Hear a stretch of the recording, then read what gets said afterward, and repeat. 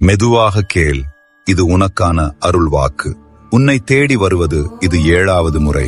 இது ஒரு சாமானிய சம்பவம் இல்லை. உன் உயிர் அழைத்ததால் தான் நான் வந்திருக்கிறேன்.